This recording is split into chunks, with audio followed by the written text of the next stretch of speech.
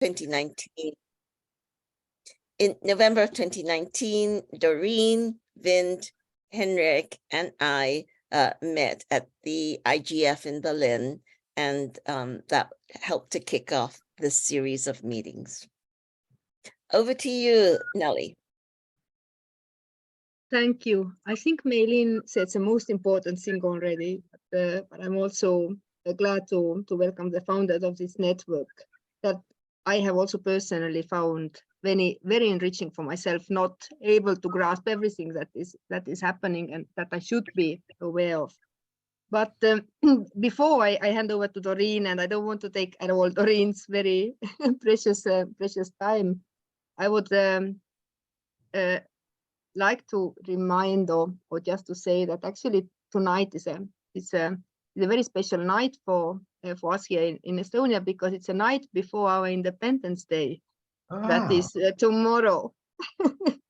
So all my colleagues have been already starting the pre-party, but it is also a sad day because tomorrow is a one day since the war in Ukraine broke out. So I simply wanted to sort of highlight some changes that have actually taken place this year, and I believe these have also put the work that we all do in a different perspective, and we see that perhaps technology was not that high in many foreign services. So this war has definitely proved that technology is in the center of the war also, and digital technologies and how they are used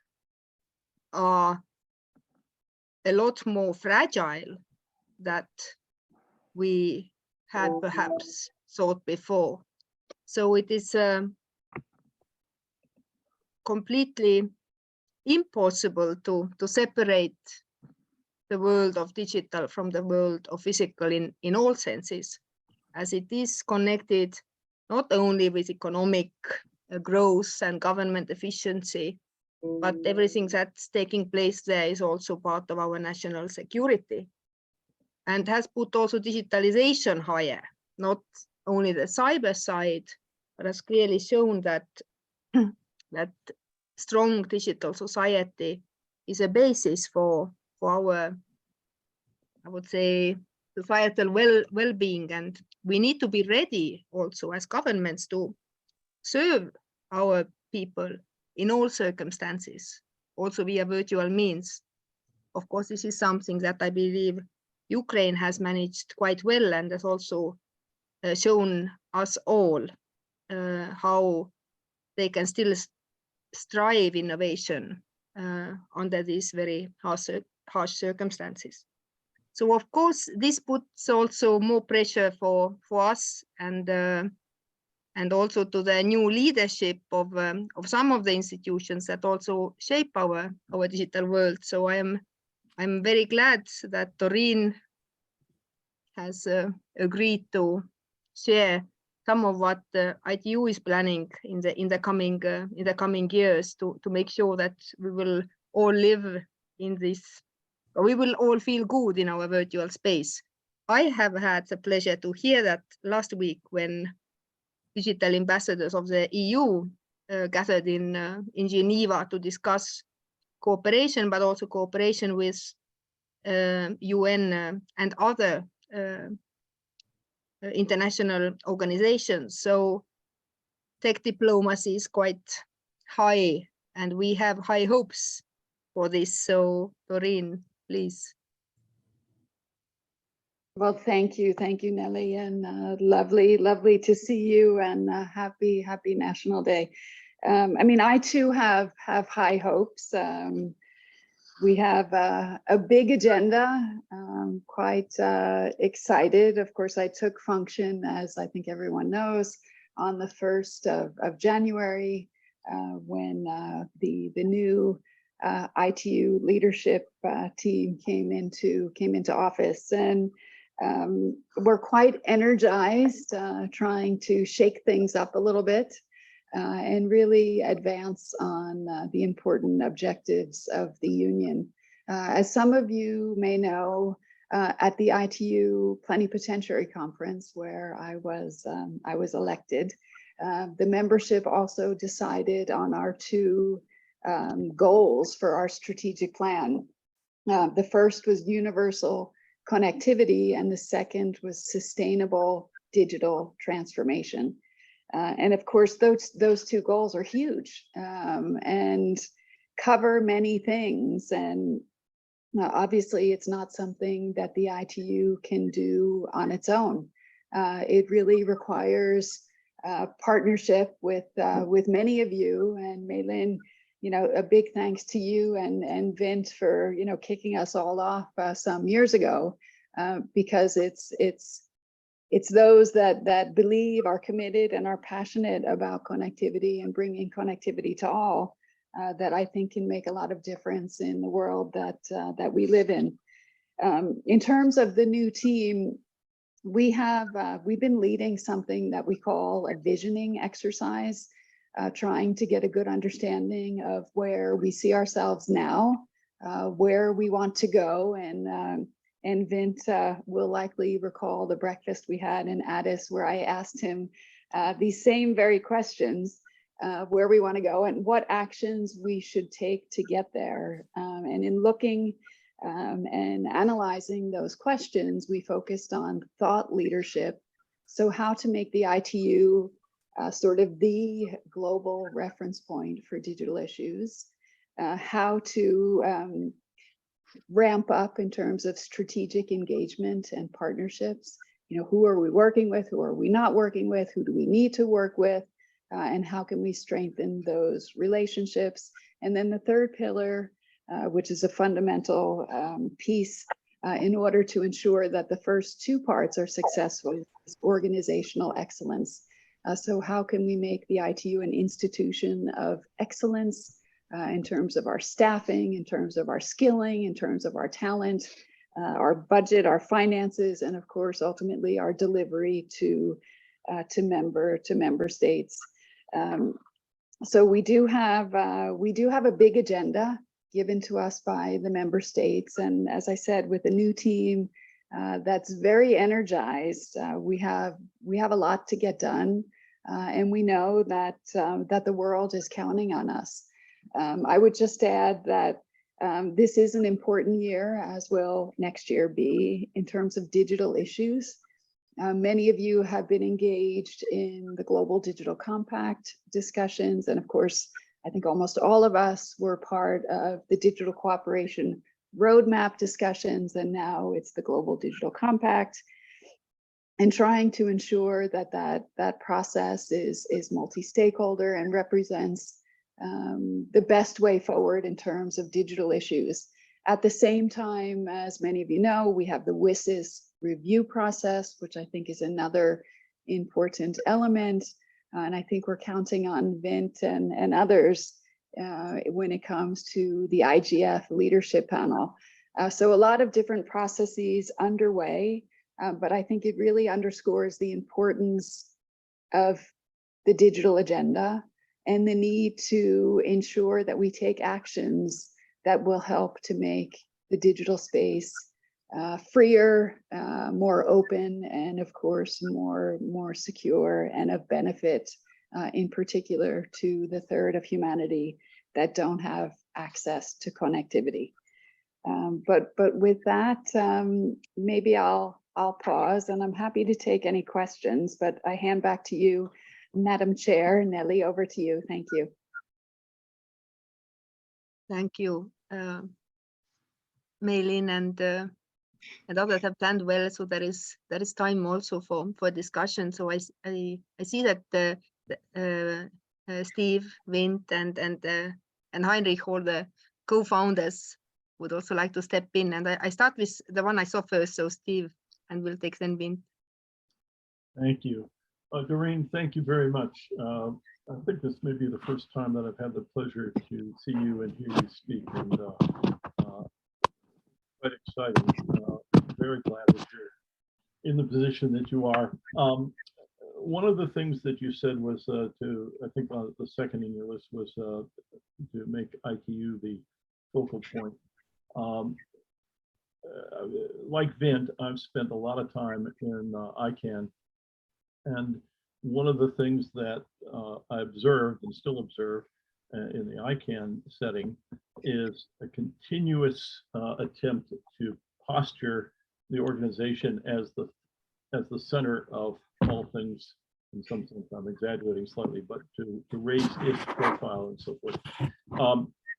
In the world that we've grown up in, and particularly in the internet, cooperation is absolutely central. Nobody is in charge of everything, and there's no single most important player. And so in a friendly sense, I wanted to ask you to expand a little bit on your comment about ITU being the focal point, and how do you see ITU in its relationship with other organizations and sort of a whole ecosystem of that we live in.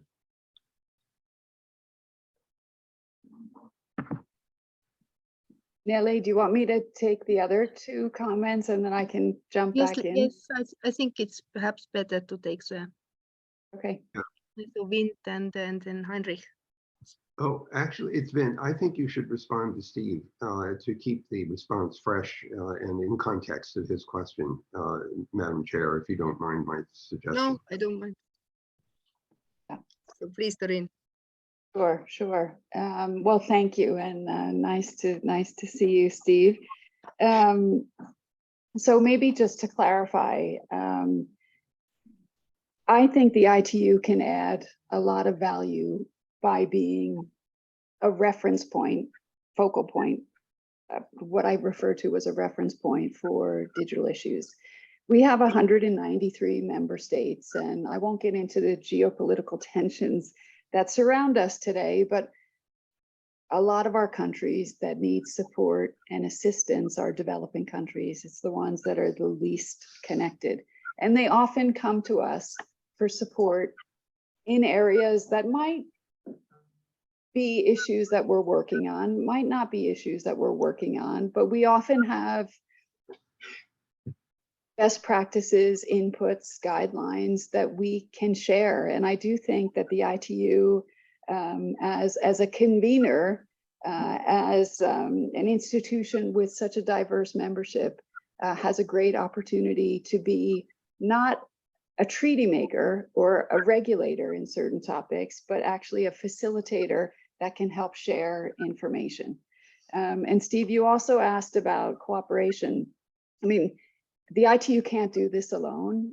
The ITU has a big mandate in and of itself, and I don't think we need to expand our mandate, but we need to cooperate with others to actually be able to implement our mandate. We have great cooperation with ICANN. We were pleased to sign on to the Digital Africa work some weeks ago. We work closely with ISOC and others. And of course, we work with our UN sister agencies and partners. We work closely with the Tech Envoy, with UNDP, with UNICEF and others. And we will continue to strengthen that cooperation as we move forward. Thank you. Thanks. So I guess it's my turn. It's Vint. A couple of things occurred to me, Doreen, as you were talking about the focus for this year, the universal connectivity and sustainable digital transformation, two very meaty foci. And I thought, okay, so what document would I want to come out of our discussions? And the title of the document is Digital Connectivity and Its Consequences. And it has at least three parts to it. The first part would be the benefits and the opportunities of digital connectivity. We need to emphasize that there is value in to be derived from that connectivity. But the second part says risks and challenges, risk factors and challenges, because we also know that there is, as Nelly pointed out, a fragility in the digital world, which has been, I think, increasingly visible over the past decade. And then the third part of such a paper would be desirable properties of a cooperative digital environment. And it feels to me like this group could conceivably compose such a document that would have actionable recommendations, steps to take, concrete measures that would improve our ability to absorb the digital technology and make it useful. There's an enormous amount of work that has to be done in order to achieve those objectives. And in a later segment, when we talk about Puerto Rico, that's almost a digital wasteland in many respects, and it lends itself to concrete efforts to figure out how to make a successful digital transformation there. So I'll stop there. I don't know if that requires any response at all. I think just reflecting what your comments triggered in me. So maybe we can do so that we take Heinrich, and if Doreen would like to also respond to Vince's comments, then we can take it after Heinrich. Okay, thank you, Nele. Doreen, congratulations also again from my side. I think we ran past each other last week in Munich, but I didn't really realize it was you. So when we met 3.5 years ago in the margins of the IGF in Berlin, the world was somewhat different, I must say. I think we were on a more positive, more optimistic mood. We're looking forward. We had big ideas on how digital technologies, innovation could shape the way in a positive way. We alluded to the Agenda 2030, to what we can bring about for the SDGs and so on. If I look at the discussion today, I see a lot of discussion focusing on digital sovereignty, which is per se a defensive topic to me. It's about defending something, maintaining some kind of status quo. At the same time, we see that we talk a lot about conflicts in the internet, in the digital world, just as if this whole sphere is going to be weaponized and it's seen from a defensive or security role. And I do not want to see the internet becoming a battlefield. Perhaps it is already, perhaps I'm too naive about this, but this would not be the future that I would envisage for the world. And I see a certain risk that we lose sight of this perspective that we can shape things in a very positive way. And if I look ahead to the SDG summit, for example, taking place this year, I wonder how we can perhaps ventilate, energize, create more energies towards this goal and reconsider that there's a big agenda that we have lying ahead of us and that we need to take care of. And we need also to make sure that countries do not only worry about their digital sovereignty, but also how to achieve the SDGs. And of course, I'm also wondering whether the ITU, and this is now reaching very far, you don't want to expand your mandate, Doreen, whether the ITU could at least internally, in quiet dreams, see itself in a role of trying to be a digital peacekeeper to really prevent this weaponizing, the securitizing of the debate from happening. Thank you. So Nelly, can I maybe jump in, and just to say I actually have to jump off in a couple of minutes for another conference, but on Vince's points, I think he actually outlined a good way forward for this group and for others. So Vince, I completely agree with you. And for Heinrich, so let me take your SDG point. We are looking at the SDG summit, and we are trying to ensure that digital technologies and digital connectivity can be demonstrated as a rescue solution, like the SG is looking for in terms of the 17 goals.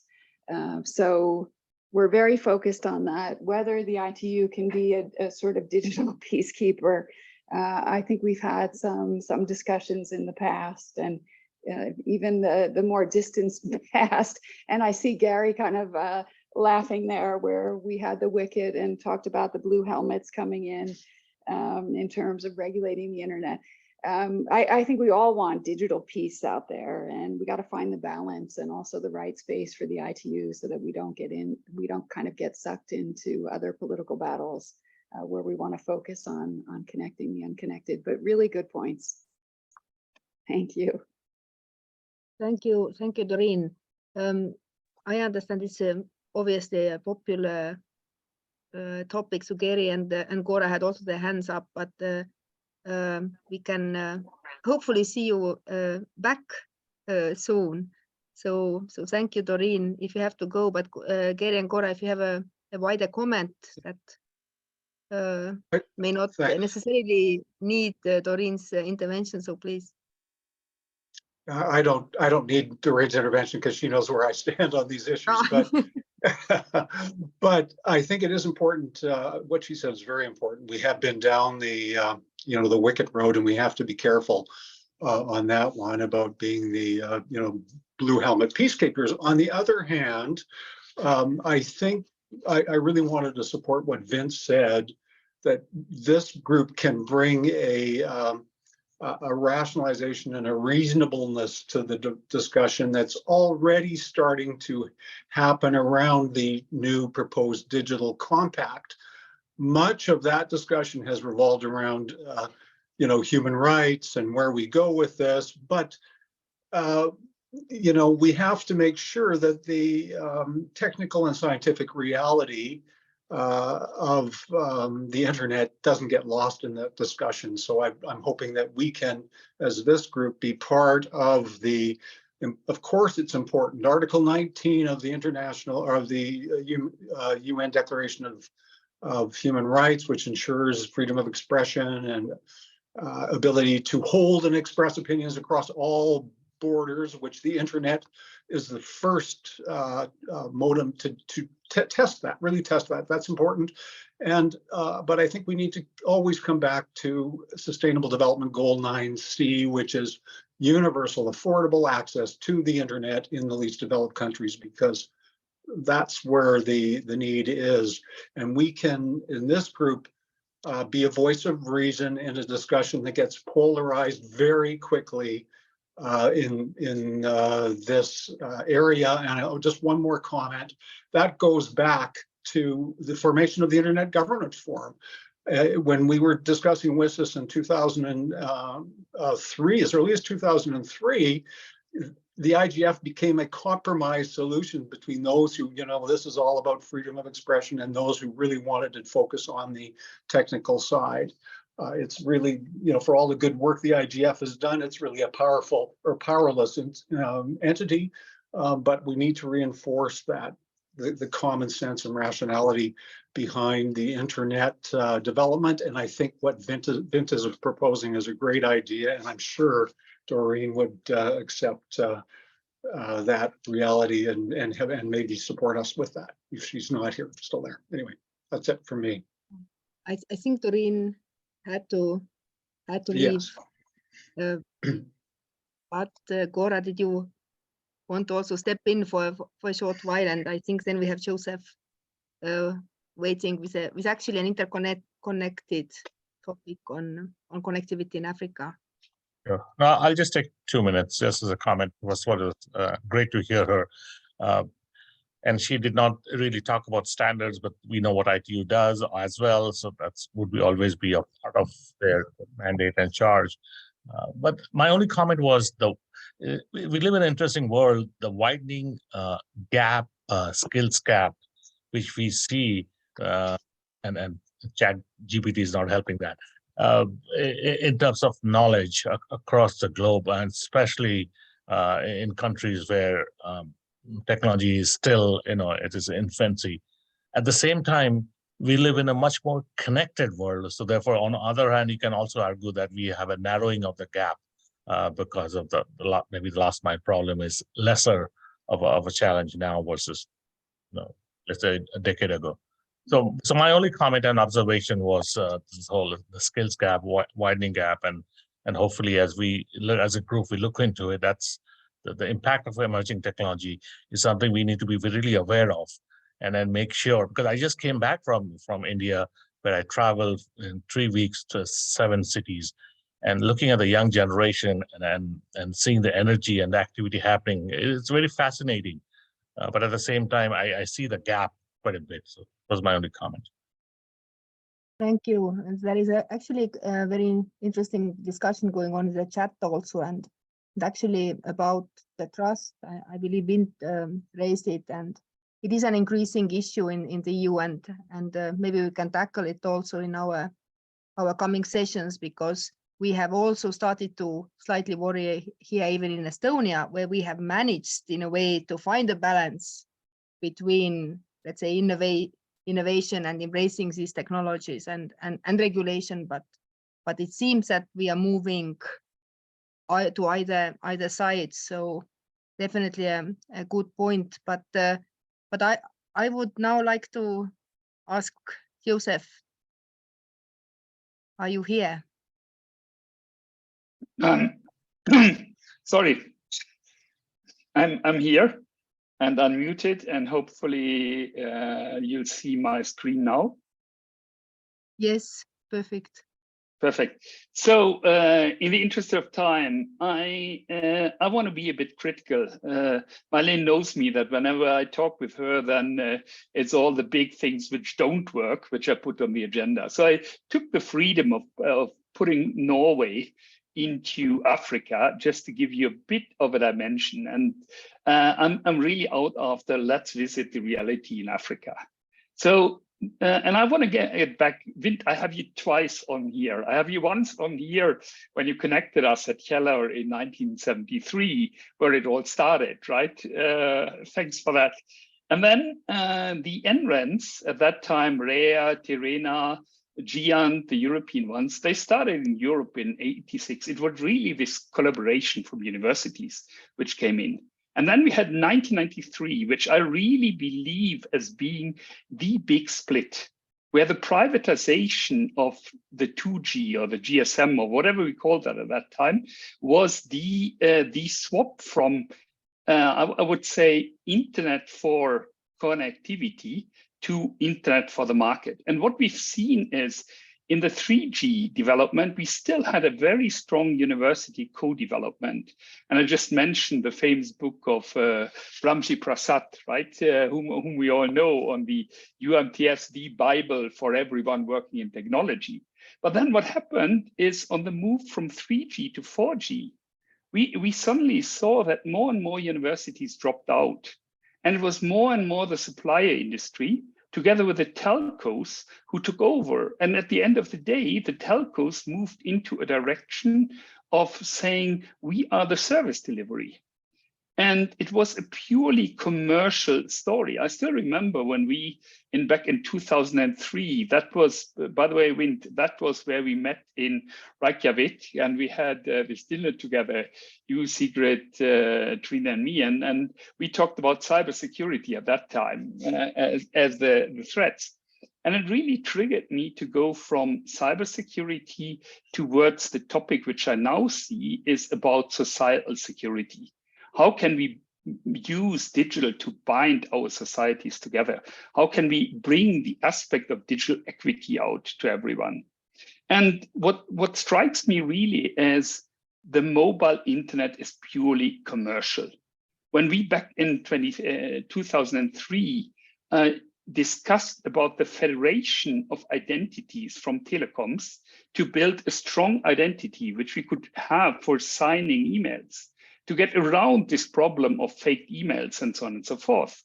I got the answer from Baxos, who at that time was head of Telenor, and he said, Joseph, are you having 8% revenue? If not, go home. So this story of go home, that really triggered me on the revenue. And that shows me how telecoms have been focused on the revenue.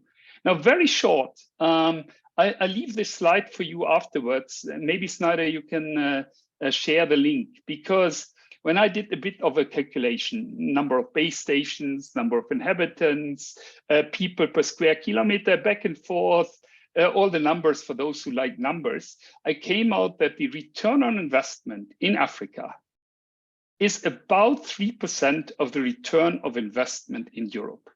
And it simply has to do that Africa is so damn, sorry, my words, so damn big that infrastructure costs us. And that is the big challenge which we really need to address. And I always love to say Kate Gilmore, when in 2017 she said internet had the ability to dismantle the divide. Internet failed miserably. The divide is bigger than ever. And I bring here the roads of the universities in, because I really think that we need to make a step back. The commercial sector is fair enough, is well covered, but the non-profitable services, the stories of helping schoolgirls in empowering the dreams. I mean, when we connected schools in Kenya, I still remember this girl coming to me and say, can internet empower my dreams when you connect my schools? And that really triggered my home. So I'm really asking the questions, and Wind, it fits perfectly to your suggested paper. The question of should we think about revisit access, decentralize the internet, and use universities to connect? And I bring that up because I haven't seen completely the value proposition for universities to engage with ITU. I bring that up at the VSIS and so on. But what I'm out after, and I know, Vin, here is a story where we two disagree completely. I love to talk about digital, the model of the road, where pedestrians and cyclists can use the road for free. And I still believe we need such a model where digital pedestrians and digital cyclists can use the road for free, and where the broadband is where the money comes in. And the second demand here is on the 5G on the large cells, where really like the 35-kilometer restrictions of 5G is too little to cover Africa. I'll jump through and talk one sentence about the academic fundamental values. From University of Oslo, we are part of the Guild, which are 20 research-intensive universities of Europe. And we have an agreement with ARUA, the African Research University Alliance. And in that agreement, we talked a lot about the public responsibilities for and of higher education. And we are now discussing how that breaks down to bring the topic back to the stage.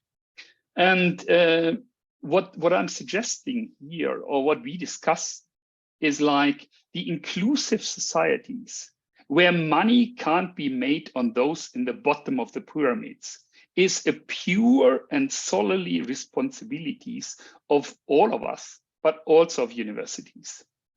And like the story, good to have you there, Yolanda. We need to discuss that. Like, because from day one, I was discussing this access to GovStack, access to the digital public goods.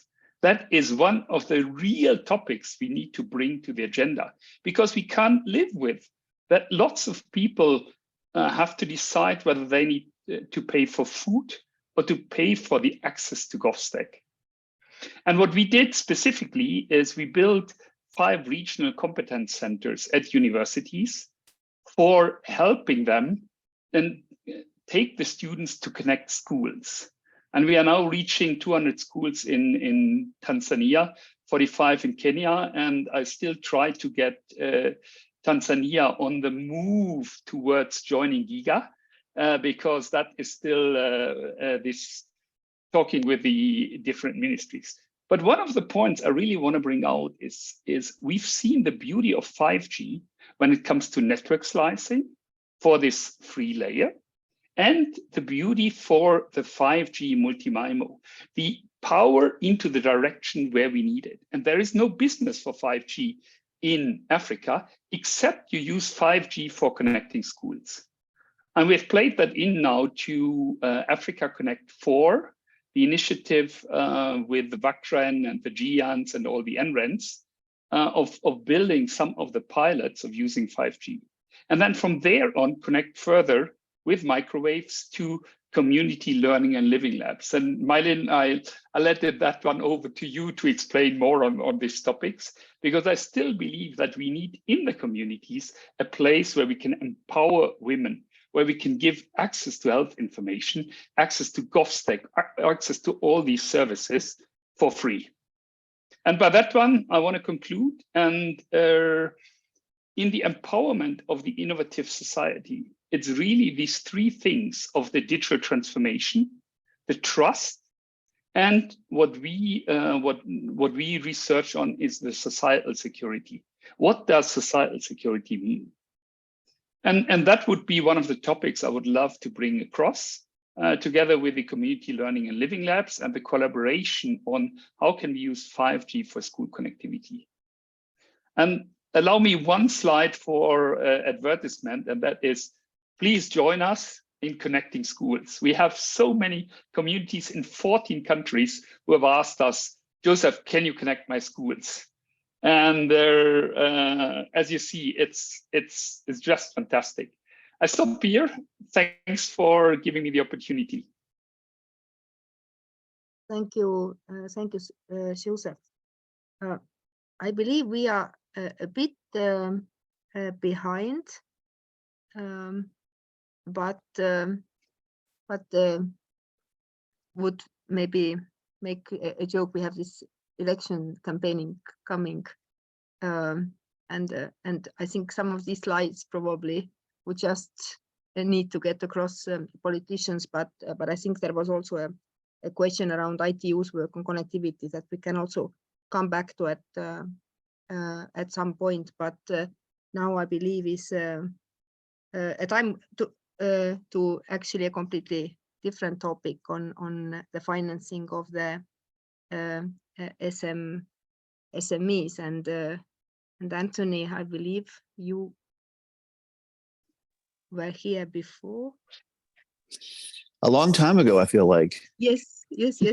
I see. I would just like to say that I see that Yolanda's hand was up, but as Yolanda is also coming soon, so maybe then Yolanda can comment on Joseph's work and then sort of proceed to GovStack and other things we do together. But before that, please, Anthony. Sure, I can be quick. I'm not exactly sure the last time you all had an update, but in the last few months, we've had some amazing strides forward in working to help Puerto Rico digitize its financing channels for small and mid-sized businesses, which, as I mentioned last time, accounts for about 99% of all legal entities in Puerto Rico. And as this group is well aware, one of the largest, or the largest cohort of job creators globally. So what we did over the last, let's call it 8 months, we were down in Puerto Rico meeting with Deputy Secretary Don Graves in August, had some very constructive meetings there. Mei Lin, our own little Leonard Bernstein, who orchestrated everything, had some great people from Puerto Rico, both on the public side and the private side. That was followed up with a meeting with Deputy Secretary Graves in October, where she was down in DC with Eileen Murray, the former chair of FINRA, who was advising this effort, and was there with Steve, I believe, was there as well. That was a very productive meeting. The fruit of that, in short, was in January we announced the launch of the Puerto Rico Prosperity Initiative, which is really designed to bring all the groups together to tackle how we put together a plan to help digitize the at least a piece of the funding for SMEs. As a result of that, earlier this month, Mei Lin was down with Yasher in Puerto Rico to have several meetings with both government officials and the private sector to push this thing forward. Yasher has kindly taken the lead, and I'll be working with him on maturing this. But we're talking about many different groups, from commerce to energy to 45 different federal agencies, the New York Fed, and even the ITU, really looking at Puerto Rico as a big opportunity here. And with that, what we're trying to do is really just a small piece of it, but it plugs in neatly to all those other efforts. ask for us, the big takeaway is working with the New York Fed, Treasury, and the SBA to allocate $50 million of funding that would normally go to SMEs through more traditional analog channels, and have that earmarked specifically for a digital channel. And what that allow us to do is and just for context, in 2021, over $100 million in SBA funding was returned from Puerto Rico, not because there wasn't demand, but because the SMEs had issues accessing it. We're talking about people that are trying to build the ship as they're sailing it, so to speak, right? So if we can make them more, if we can make their access to funding not only more convenient, but also reflective of the maturity of their own businesses, they can get better terms. So by taking this $50 million, working with banks like Banco Popular in Puerto Rico, working with the SBA, working with the Fed, we're going to be able to pilot this opportunity to see if we can't get this, not only get the SMEs the funding they need, but what we're really excited about, in addition, is all the data that we're going to be able to see and have real-time view into what's going on down there, which will allow us to innovate even further. So I think with that, maybe I can stop and just, if there are any questions, happy to take them. Yasher's on as is Mela as well. Maybe Maylin, you want to jump in at this point?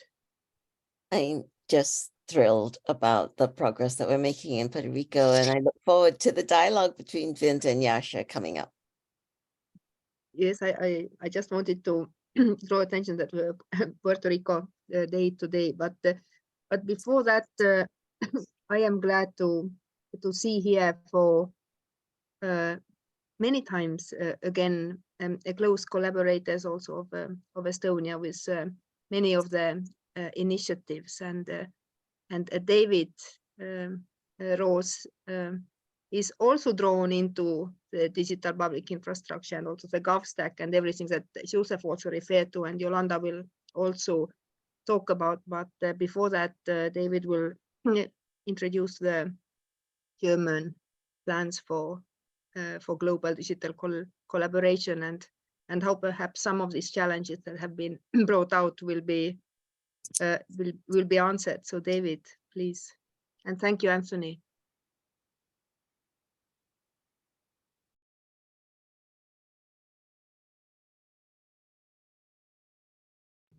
Thank you, Nele. Thank you all. And at least I hope this input can add a little contribution to the challenges we all have to find solutions for. Can you see my slides?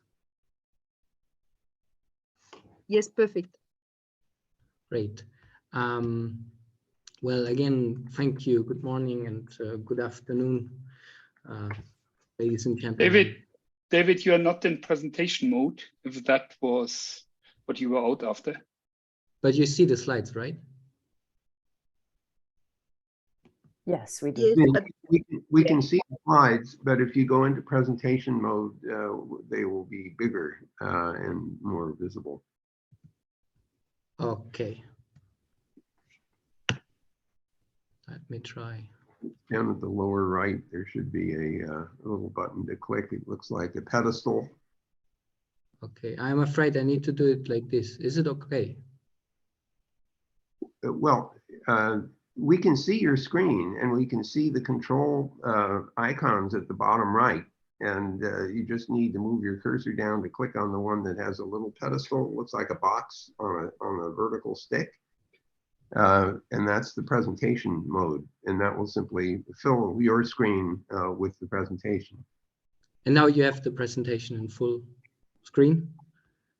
Well, right now, what we're seeing are the slide icons on the left-hand side. This is in edit mode. Oh, bugger. This is your friendly tech support service. This is embarrassing. Microsoft. But down, Just hit the F5 button, that helps. oh, somebody must be using a PC if you have an F5 button. Uh-oh. If you have two screens, just reshare the other screen. Yeah. Well, maybe Nelly, we switch and I work on my techniques. And All right, well, this is readable. Let's see how the rest of the slides go. Otherwise, we'll be losing a lot of time. I'm sorry.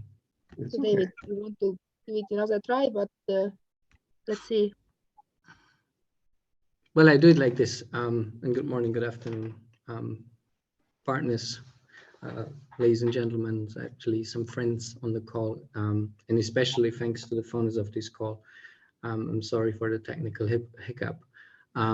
Although the year has already picked up speed, I would like to thank you for the opportunity to take a brief look back and provide an outlook to the realignment of BMZ's digital policy and the German federal government's international digital policy strategy, which is planned for this year and the next coming years. Fortunately, many of you were involved on December 1st in Berlin. Without you and the partner ecosystem, the Digital Global launch event would not have been the event or a success it was. We have greatly appreciated, thank you, Nele and Estonia, ITU and Doreen, your cooperation and important contributions to this dialogue, many others on this call. Now to the BMZ digital policy. The two pillars are A, a clear positioning for social, environmental, and a feminist digital policy, and B, a wide range of cooperation services through the Digital.Global network for digital transformation. The BMZ does not support digitalization as an end in itself. I think this is the important message. And in a nutshell, the BMZ, the German Development Corporation, is committed to social, environmental, and feminist digital policy. The digital policy is based on the following cornerstones: reducing hunger and poverty, promoting just transition, managing the COVID-19 pandemic, and develop a feminist development policy. And as Nele rightfully mentioned, these political priority issues have only gained in importance as Europe and our partner countries deal with the impacts of the war against Ukraine and multiple other global crises. The German Development Corporation today is already carrying out around 600 projects, which uses digital technologies in 90 countries around the world. Two factors are key for us here, as Jay said: a focus on partner countries' needs and links with existing national and international digital agendas, such as the German federal government's digital strategy, the EU's 2030 digital compass, the UN's roadmap for digital cooperation, and of course, African Union's digital transformation strategy for Africa. Only to mention a few, the BMZ is striving for a digital transformation that really tries to integrate our partner countries into a globally open internet and fair data markets, in addition to offering them a more human-centered digital policy. So in terms of positioning for a social, environmental, and feminist digital policy, we focus on three areas: promoting digital public goods and infrastructure. The BMZ supports the digital sovereignty and resilience that has been mentioned and that we consider as a meaningful and actually a progressive action forward for also equitable and accessible connectivity, and not a defensive mood, but this mention of citizens, companies, and public institutions so that they can act and decide for themselves in the digital space. Digital sovereignty requires a powerful and secure infrastructure based on open building blocks and DPI that can be reused. Of course, the important political initiative of the German Development Corporation in this field, together with the founding partners ITU, Estonia, and DIAL, is GovStack. Many of you a part of it. And actually this very digital diplomacy call helped significantly to start the cooperation. Thank you, Mylin. And Joseph, I agree, we need to further think about access to GovSec for municipalities, communities and schools.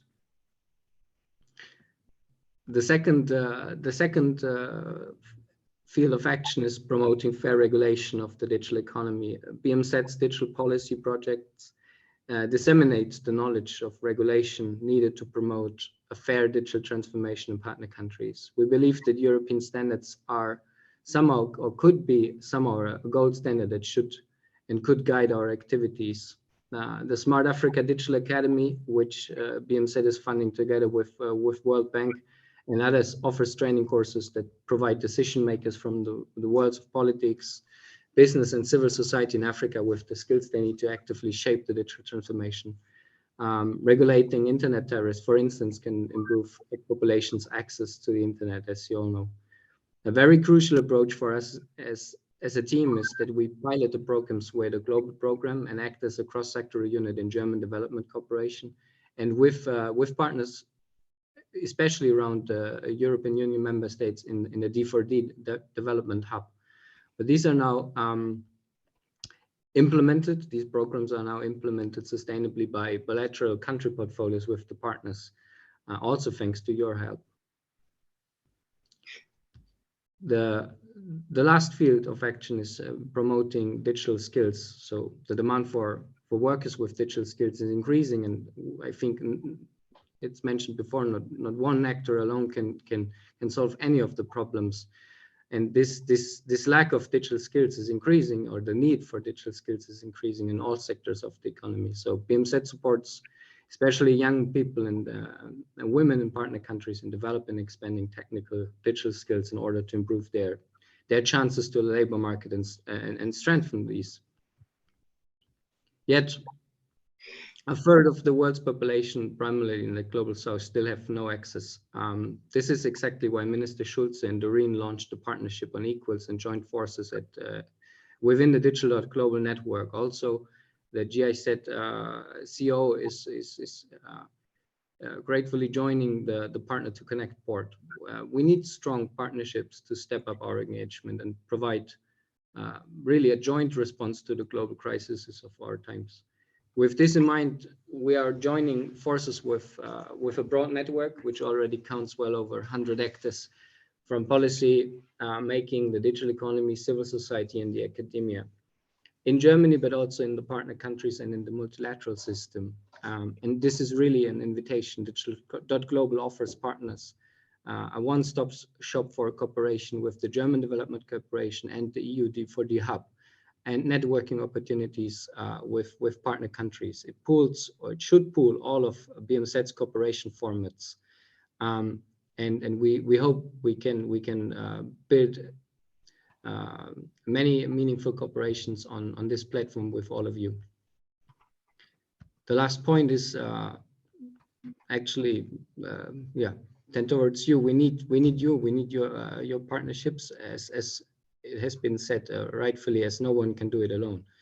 In September 22, the German government adopted a national digital strategy, which provides the foundation for the development of a strategy for international digital policy till the end of this year, actually for the first time ever. And we seek to build further on the trusted partnerships in the implementation, but also in the policy dialogue for closing the digital divide. And as rightfully stated, we cease to gain as much input from partners and from partner countries into this international digital strategy as possible. GIZ is currently supporting the UN Tech Envoy in conducting the GDC consultations and continues to bring the voice of our partner countries to the international digital strategy. I look forward to our joint efforts and collaboration within G20, VISIS, Transform Africa, and the IGF to, again, bring as much as possible of the existing partner needs into the federal government's international digital policy. Thank you. Thank you, David. And I am actually also glad that Yolanda is continuing from here, actually continuing one branch of GIZ's and BMZ's work on the public infrastructure, and it has become, I would say, a very hot topic recently, and it has been also quite high in our agenda here.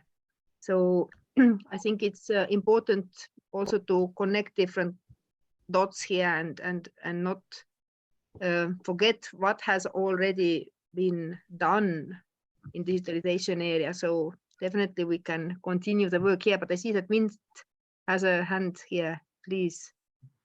This is just a question. The term digital sovereignty is a tricky one. It depends a lot on how you interpret it. Sometimes it has positive implications, and sometimes, quite frankly, it has very negative ones. Since this was used in the next to the last slide, what does it mean? What does the German government mean when it speaks to strengthening digital sovereignty of its partner countries? The freedom of making own choices and building safe and secure, trustworthy and inclusive DPI, for instance, and offering a third way, yet not binding to autocratic systems, and also to vendor lock in from big tech. So really to have to be able to make own choices based on open standards, based on the principles of reusability, interoperability. Thank you. I'm not going to waste anybody's time right now, but I can say that even the way you express that raises some concerns for me, not because I'm part of a big tech company, but because I worry about departure from the collaborative and cooperative environment that has made the internet what it is. This demand to do your own thing is potentially hazardous, and that's why the notion of digital sovereignty has the possibility of disrupting the network. But I know that we don't have time for a big debate about that today, David. So let's just let that be a future conversation. Thank you, Vint. Even within the EU, we don't entirely agree on how we reach digital sovereignty. So it's one of these controversial topics and terms, actually, indeed. But Yolanda, please, an initiative that that I also know quite well, but I'm always looking forward to what others say about it. So please. Thank you, Nele, and hello, everyone. Good morning, good afternoon, good night. Let me share my screen, and please let me know if you are able to see the slide deck.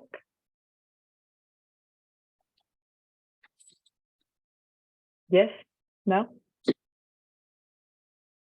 Okay, perfect. So in today's session, we would like to share with you how we're doing with GovStack, where can we find synergies, which a lot of what has been shared fits in line with what we have put together as our main goals for 2023. For those who are new to GovStack initiative, this is a multi-partner partner-led effort founded by the government of Estonia, represented here, and in the GovStack initiative by Nele Lievk, the government of Germany, through BMZ and GIC, so represented here by David, ITU, which was represented here by Doreen, and also by Hani Eskandar, the head of digital services within BDP, and Dial. I also saw Priya connected here, which is on Dial side, the responsible person for data public infrastructure. And this came together as follow-up exercise of an initial publication launched in 2019, the SDG Digital Investment Framework, and the main outcome of this research document was identification of at least more than 20 reusable software components that are used across different digital services, and it doesn't matter the government sector. So a reusable software component or building block is, for example, the way we identify and authenticate citizens when accessing government services, the way or the software used to intermediate data. Information mediator is another reusable software component. payment gateway, digital signature, information consent, messaging, workflow, all these elements that compose a digital transaction complement what we call a government stack. And the main principle of GovStack is when we work together as a global initiative to define technical specification around these reusable software components that will allow many digital teams around the world from many different countries to save time in using these technical specifications, but also open source solutions, digital public goods that are compliant with these technical specifications to accelerate and scale the capabilities to digitize government services, especially in low constraint settings. So with that, 11 technical specifications were published last year. A set of tenders were open for international competition to develop the GovStack Sandbox as a test bed for countries to interact and learn from these capabilities, as well as 4 initial DPGs to be GovStack compliant: identity and authentication, information mediator, information consent, and payment gateways, which are the core of any GovStack capabilities. We're currently in the process of launching a tender on capacity building. This is going to be the biggest and most ambitious building block approach training program. We have identified 60 learning topics around whole government approach, digitization of government services at scale, prioritization, criteria, digital team setup to take advantage of these capabilities. And we hope to launch during Q3 of 2023 the GovStack LMS in a Thingy platform, which is the capacity building Moodle technology that GIC currently manage to provide open access to different learning materials. We also put together last year, and we're going to launch this year, a review version of the GovStack implementation playbook, which is a set of best practices and a step-by-step guidelines on how digital teams can leverage these capabilities, how to incorporate a GovStack approach in their different policy documents, from the digital agenda, the reference architecture, the shared services policies, to a step-by-step guide on designing services according to user needs and country context. So our main priority for 2023 is to keep complementing the building block technical specification. We hope to have 15 technical specifications ready this year. We cover the most important functionalities within a digital service design process, keep enhancing the communities of practice. We launched last year the CIO Digital Leaders Forum as a space for CIOs to convene and to share best practices. We are also doing the WSIS edition of this year, are going to award the first edition of the GovStack Special Prize on Digital Service Design. We have more than 50 submissions this year. We're very happy because it was a tough criteria. Initiatives needed to be up and running at least 1 year to be able to participate in the call for proposals, and we have very good examples from all over the world and all the continents on what countries are doing digitizing services using this building block approach. In terms of what we envision for the sandbox is to really democratize access to a very easy way to understand how this approach is not complex, but rather very simple to use, reuse, and use across digital government entities. We're putting a lot of effort in the UX UI of the sandbox to be able to leverage and to guide technical teams, but also not technical decision makers on how this approach can be used to digitize all government services within a time frame of 2 to 3 years. How are we embracing the implementation phase of GovStack? We basically work with countries according to their country context and needs, and based on a series of sessions and collaborations, we identify where GovStack makes more sense. And everything is a co-design process with the country digital team. Some of the countries are more focused on strengthening their policy and regulatory framework to make sure that they can adapt this approach from how they invest in digital technology, how they regularly use and reuse of reusable software components. but also how they can go and implement best practices on understanding user needs, on working through user journeys, live events to really leverage the capabilities of interoperability to make the digital experience of the citizen super simple.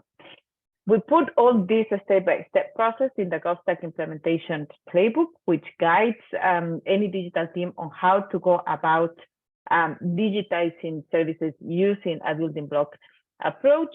We focus a lot in a co-design process because we believe that the capacity is built as we co-design with the digital team in the country, the 2 or 3 services that are prioritized, and then they can scale in the rest of the services in their catalog. We promote a lot communities of practice like the CIO Digital Leaders Forum, and we hope to launch 2 more communities this year. One of them focus on gender, so that's another topic that is also very common in these conversations. And then how to leverage all this capability to prepare roadmaps for digitization, meaning we usually work in our engagement with countries prioritizing 1 or 2 services, which was the comment that I wanted to make to Joseph's proposal on how countries can really leverage and use collaboration with universities and public connectivity to access GovStack.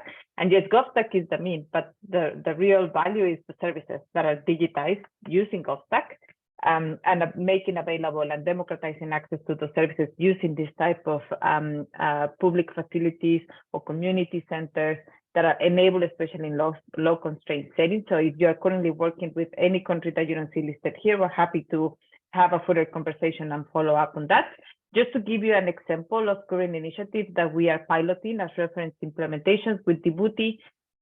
After we went into this brainstorming session with them and in understanding the country context and needs, 2 priority services were selected, construction permits and e-cabinet. So we're working with the digital ministry in Djibouti in selecting the building block to enable these services that then can be reused to digitize the rest of the services in the catalog.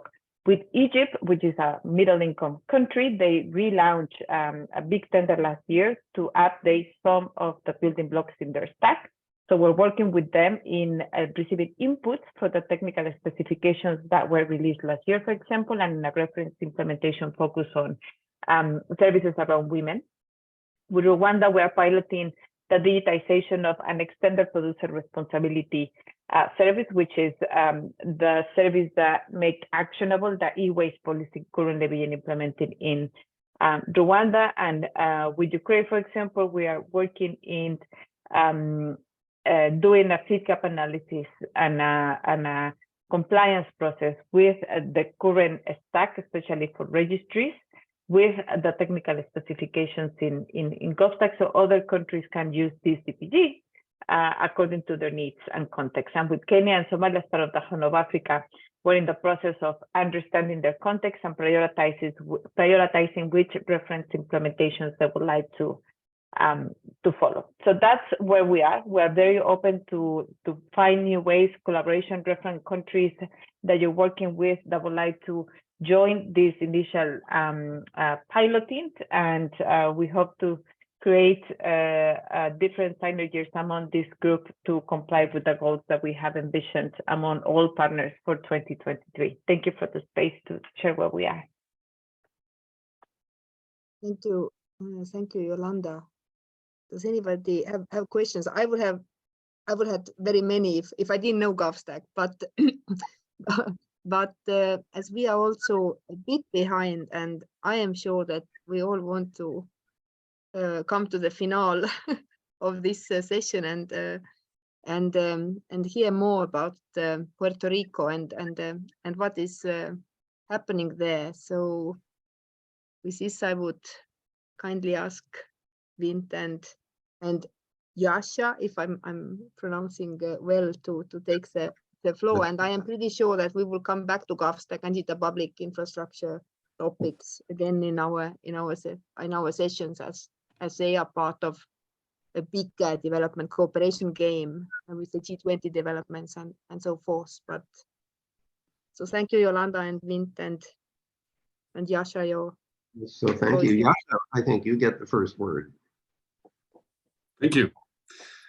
So, Vint, we have met on Monday in Washington, D.C. in your house. I was very moved on your commitment on Puerto Rico. And we spoke about details of the Puerto Rico Prosperity Initiative, which is one of the key initiatives as our organization, People Center Internet. And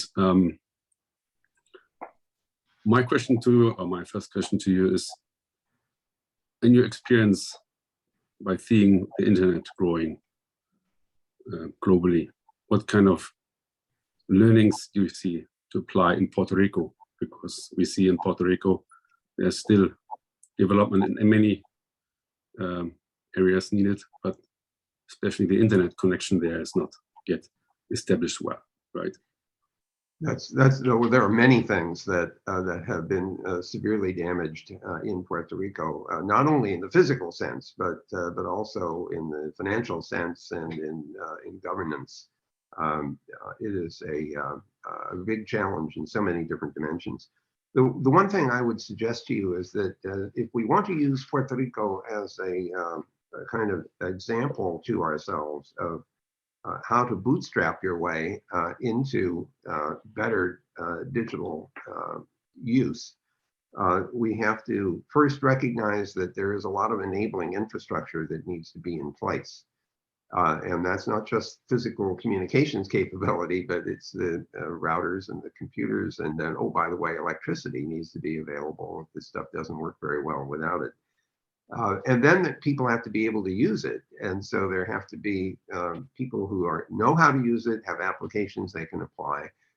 As was pointed out earlier, the bulk of the employment in Puerto Rico is from small and medium-sized enterprises, which typically don't have an IT department. So when you step back and you ask yourself, how do we enable the use of digital technologies to benefit the citizens of Puerto Rico? The first question you might ask yourself is, how do I measure the readiness of Puerto Rico to take advantage of digital technology? And at that point, you now have to become more refined, because you have to ask that question of various parts of Puerto Rico, because the readiness levels will vary from one part of that island to another. So I think my first observation is that we need to start working hard, pick a place and evaluate, figure out what it is that's missing from the equation that would enable the adoption and use and application of digital technology. And we have to do that, across the island, but we better get some experience. So, we want to pick several places. I would recommend picking several places to take concrete action. It's the same way that the internet got started. It didn't get started everywhere. It got started somewhere, and the somewhere got bigger and bigger over time. And that's exactly the kind of thing that we would hope could happen in Puerto Rico. Thank you for sharing your thoughts on that. I believe, so what I see in Puerto Rico, we have been just there, Melanie and me, and with our team, is that many people are not just disconnected or from the internet, they are still, or they just don't use it, even they have potential access. You mentioned, as I understand, not just the digital, but the general inclusion of the people. We have an approach with the community learning and living labs.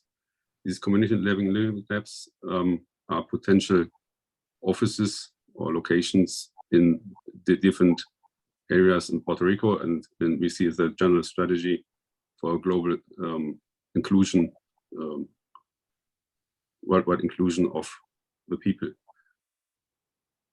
What do you think about this initiative, having a local inclusive location, enabling the people to meet and to gather and to maybe there get access when they don't have access to the internet yet? Well, earlier in this conversation, we heard how important collaboration and cooperation were, and that's true today as it was even in the early days of internet. Nothing would have happened if people didn't work together. the sort of each one teach one idea is pretty important, because that's how we learn from each other how to build the internet in the first place. You know, we had multiple implementations of the TCP/IP protocols, and they didn't work together. They collapsed and collided. And so we got everybody in a room and we said, okay, let's test all of this. And everybody tried to connect with everybody else, and we figured out which ones worked and which ones didn't. So what's important here is that we recognize that everyone could have a role to play of one kind or another in lifting the readiness of each part of Puerto Rico to absorb and make use of internet technology. I think it's very important for everyone on this call to recognize that the internet does not solve all problems, and we don't think that. We know it can be helpful. We know that it's been demonstrated to be very useful, but we know that people need to work together in order to make it happen.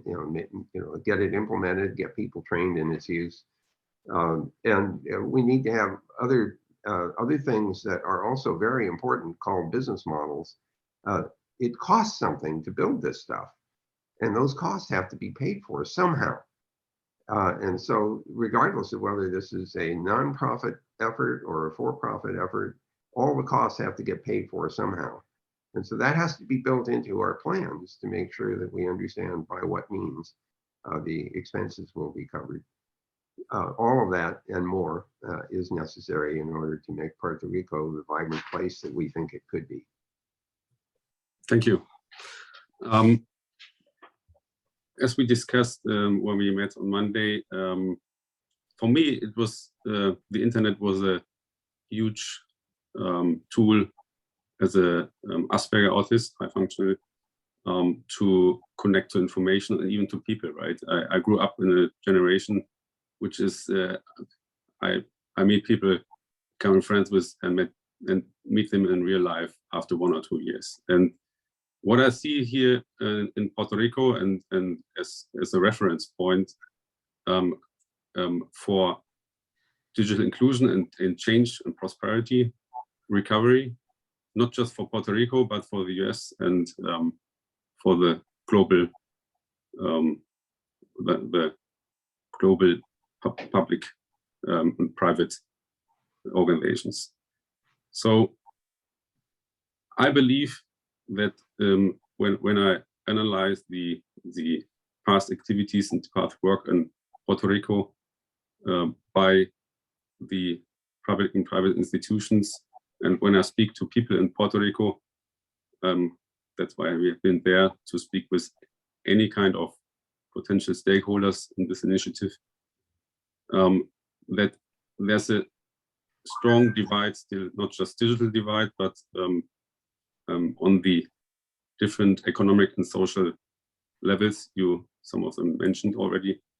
And that's what I see we have to work on as PCI, that we not just get a inclusion in terms of digital, but in general in the local society and economy. And this is what I think you're right. This costs money, and this is not, I believe, the right strategy to go with the money of the public. But we have to build a private sector that is strong. What I learned in this call too is the issues mentioned in Africa, that 5G is not, let's say 5G is commercially driven too much. Mm-hmm. How do you think we can avoid this problem in Puerto Rico? From my perspective, I'm a social capitalist, to be straightforward, and I believe in competition which is regulated. But what is your opinion on, especially Puerto Rico, how we can make sure that this is balanced and we can enable people to be for participation? Well, let me make a strong point here that when Bob Kahn and I did this original design, we did not have any business model in mind in particular. We didn't want to impose a business model on any of the networks that would make up this fabric we call the internet. We said, if you can find a way to build this system and then figure out, find somebody to connect to, and as long as you adhere to the technical protocols, it should work. So we didn't dictate anything about who paid for what or whether there was a business model, but we did believe that everything had to get paid for. But we didn't say anything about which model you use. You could beg for money from a government source. You could have a business model that has a real profit and loss motivation behind it. It could be a collaborative or a cooperative organization that neighbors get together. So it's important to recognize that that's still true. As long as we adhere to the standards of the internet, it should be possible to interconnect, and we should encourage that.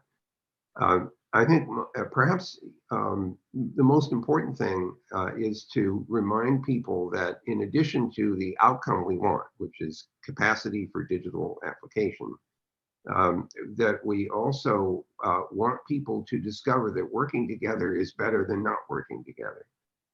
And so pick something to work on which you can point to and say, we did that. And what comes out of that is the recognition that it's possible to cooperate. And if you could cooperate on building a piece of internet, well, how about cooperating on something else as well? And so this idea of learning that you can work together and creates this positive feedback loop where you try to work on other things together. So in terms of economics, I don't have anything to dictate here. There's nothing wrong with commercial motivations. You said so yourself, and I agree with that. But that doesn't have to be the sole mechanism by which things happen. So you can imagine a significant investment, which Mei Lin is well aware is intended for Puerto Rico, $120 billion all told, will go in various and sundry ways, almost like capital investment that you and I would recognize as social capitalists. But that capital investment ultimately needs to be underpinned with a business model that takes care of revenue production, or at least income production, that allows for maintenance of and continued evolution of the basic infrastructure. I'm very conscious that we only have 5 minutes left. I think that you and I should stop and let Nancy finish up the rest of the meeting. Just want to make sure everybody on the call knows that we're passionate about trying to make Puerto Rico a better place. Yes, exactly. Thank you, Vint. And if there are any questions, we are happy to answer for sure, or have a follow-up. Thank you. Thank you. Listening to this, it all sort of reminds Estonia 30-something years ago, when we were having the same questions. Partly we are having the same questions back again, how to maintain what we have achieved and how to do that. And some of the answers were in Vint's talk, but as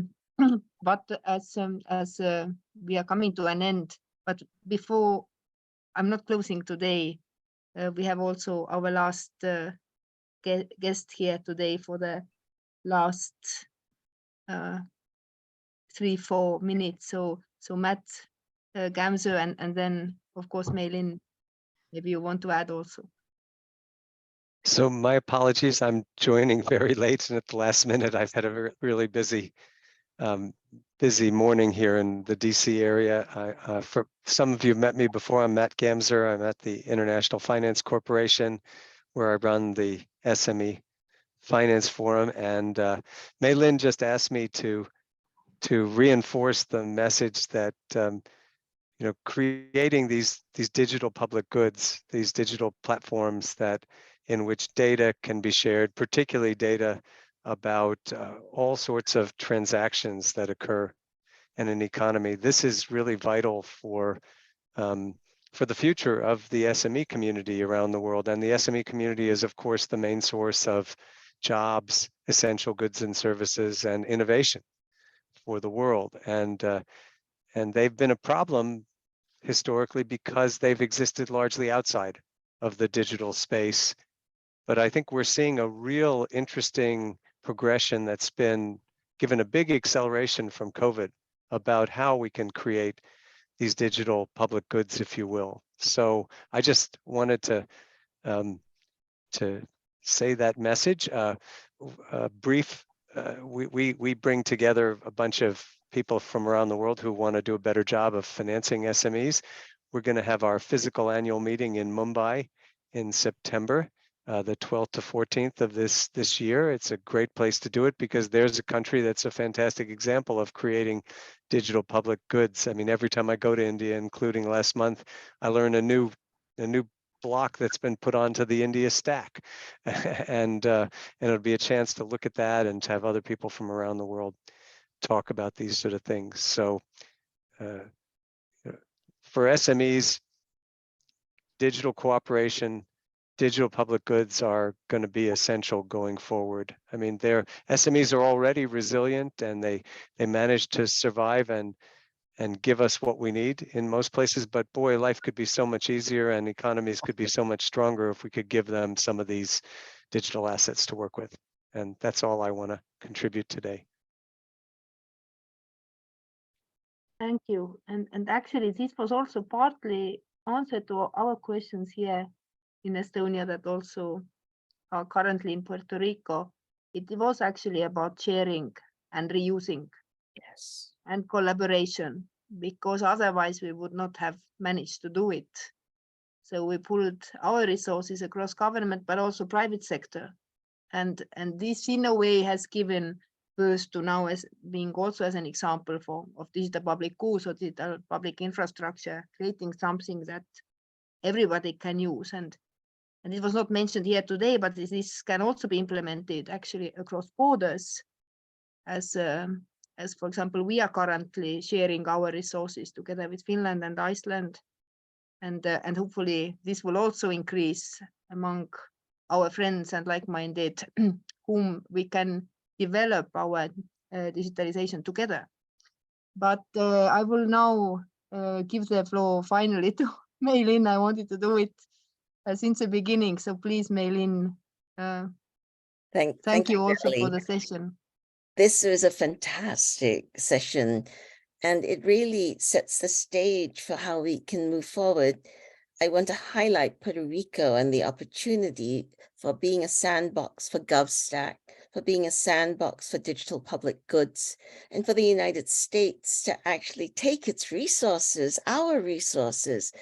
$120 billion has been committed to an island of 3 million people. There is no better place to experiment, to in fact create the digital public goods and see how they might work, because it will take a lot of sandboxing and experiments.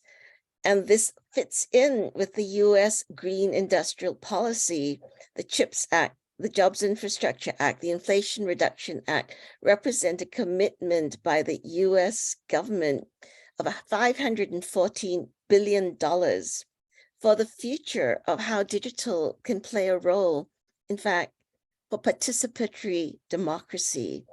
And our conversations with the US Department of Commerce have really shown their alignment to do this. And I look forward to Doreen Bogdan-Martin and Don Graves from the Department of Commerce continuing this effort to bring Puerto Rico as a sandbox for digital for the world. Thank you. Thank you, Mei Lin. Exactly on time. So thank you everybody for this great session, and especially Mei Lin for getting the founders of the network here. And thank you, Vint, and also to Doreen and Heinrich. It was great to meet you here, and we are definitely looking forward to the future. So thank you all. Enjoy. I will have hopefully a better Estonian celebration day tomorrow than last year. I hope Last so. year was a mixture of Neely, did a great job. sadness and Thank you, happiness. everyone. Thank you. Thank you. See you all soon. Right. Bye bye.